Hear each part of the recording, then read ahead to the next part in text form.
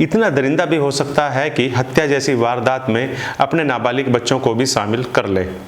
नमस्कार, मैं हूं मनोज ठाकुर और यह मामला करनाल के विश्व भारती ड्रीम पब्लिक स्कूल का है। विश्व भारती ड्रीम पब्लिक स्कूल के संचालक विश्वजीत ने न सिर्फ अपनी पत्नी की हत्या की बल्कि उसने अपने नौकर नवीन की भी हत्या कर दी। विश्वजीत को अंदेशा था कि उसकी पत्नी का नवीन के साथ कोई चक्कर है, अवैध संबंध है और इन्हीं अवैध संबंधों में उसने पहले अपनी पत्नी को इतनी बुरी तरह से मारा कि 2 दिन तक वह बिस्तर पर पड़ी रही और जब उसे उचित इलाज नहीं मिला तो उसने दम तोड़ दिया। बाद में विश्वजीत ने नवीन को बुलाया और उसकी भी इतनी बुरी तरह से पिटाई की कि नवीन ने भी दम तोड़ दिया। पोस्टमार्टम टीम ने बताया कि नवीन को मारने से पहले विश्वजीत ने खूब यातनाएं दी। इतना ही नहीं, जांच टीम ने यह भी बताया कि विश्वजीत ने कबूल किया है कि बड़े बेटे जो कि नाबालिग है और जिसकी उम्र 15 साल है, उसने भी चाकुओं से नवीन की टांगों को गोद दिया था। विश्वजीत की दरिंदगी यहीं खत्म नहीं हुई बल्कि वह अपने दोनों नाबालिग बच्चों के साथ आत्महत्या करने की भी फिराक में था। इसी कोशिश में वह वारदात के बाद करनाल को छोड़कर मथुरा चला गया और मथुरा में एक होटल में उन्होंने एक कमरा किराए पर ले लिया। बताया जा रहा है कि विश्वजीत मथुरा में यहाँ वहाँ भटकता रहा और शाम को वह होटल में चला गया। गनीमत यह रही कि करनाल की पुलिस मौके पर पहुंच गई और होटल के कमरे में विश्वजीत और उसके दोनों नाबालिग बच्चों को पुलिस ने अपनी हिरासत में ले लिया। इस वजह से विश्वजीत अपनी इस करतूत में कामयाब नहीं हो पाया।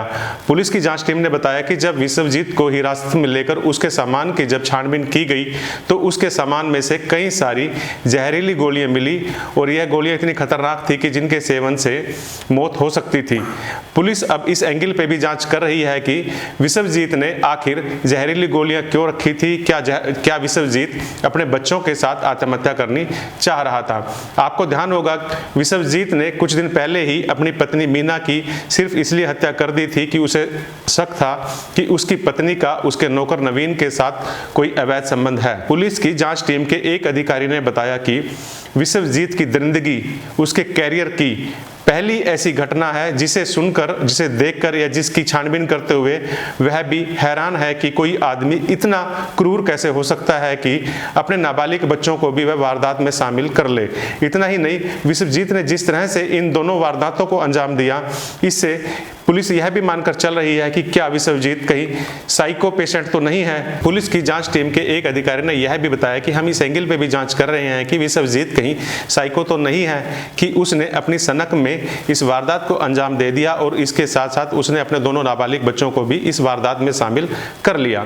जांच टीम के एक अधिकारी ने यह भी बताया कि वारदात के बाद विश्वजीत को यह लग रहा था कि कहीं उसके बच्चे उसकी करतूत की पोल ना खोल दें, इसलिए उसने 1 मिनट के लिए भी अपने बच्चों को अकेला नहीं छोड़ा। विश्वजीत बुरी तरह से डरा हुआ था और उसे बार बार यह भय सता रहा था कि उसके बच्चे उसकी पोल खोल सकते हैं। इसलिए मीना की हत्या करने के बाद जब विश्वजीत नवीन को बुलाने के लिए उसके घर गया तो वह दोनों बच्चों को भी साथ लेकर गया था। इतना ही नहीं, करनाल से जब विश्वजीत फरार हुआ तो वह अपने दोनों बच्चों के साथ फरार हुआ था और वह मथुरा में भी दोनों बच्चों के साथ ही पुलिस के हत्थे चढ़ा था। विश्वजीत ने इस वारदात को जिस तरह से अंजाम दिया, इससे पुलिस की जांच टीम कई सारे पहलुओं पर इसकी जांच कर रही है। वह यह भी जानना चाह रही है कि क्या विश्वजीत इससे पहले भी इस तरह कोई वारदात को अंजाम दे चुका है या उसने यह पहली वारदात है। पुलिस यह भी जानना चाह रही है कि क्यों और किस तरह से और किन हालात में विश्वजीत ने अपने दोनों नाबालिग बच्चों को इस हत्या की वारदात में शामिल किया, इसकी आखिर वजह क्या थी। पुलिस इसके साथ साथ पुलिस यह भी जांच कर रही है कि विश्वजीत इससे पहले भी अपनी पत्नी के साथ मारपीट करता रहा है। आखिर वह क्यों इस तरह की मारपीट करता रहा और वह क्यों अपनी पत्नी के प्रति इतना क्रूर था और इसकी वजह क्या थी। और जब पत्नी उसे छोड़कर अपने मायके चली गई तो वह क्यों अपनी पत्नी को अपने घर लेकर आया, जबकि उसे बार बार इस बात का अंदेशा था कि उसकी पत्नी के नवीन के साथ संबंध हैं। पुलिस अब इन सारे पहलुओं पर जांच कर रही है। इसके साथ साथ पुलिस की जांच टीम के एक अधिकारी ने बताया कि वह बच्चों की भी काउंसलिंग करा रही है। पुलिस ने बड़े बच्चे को हिरासत में ले लिया है और उसे बाल सुधार गृह में भेज दिया गया है। यहाँ इस बच्चे की काउंसलिंग की जा रही है, जिससे पुलिस यह पता लगाने की कोशिश कर रही है कि इस बच्चे ने आखिर किस वजह से अपने पिता का इस वारदात में साथ दिया। हालांकि पुलिस की प्रारंभिक जांच में यह बात सामने आई है कि बच्चे विश्वजीत की क्रूरता से डर गए और इस डर के मारे ही वह विश्वजीत की इस करतूत में उसके साथ शामिल हुए। उन्हें डर था कि यदि वह अपने पिता के साथ इस वारदात में शामिल नहीं हुए तो उनका पिता उनकी भी हत्या कर देगा, इसलिए वह अपने पिता के साथ वारदात में शामिल रहे।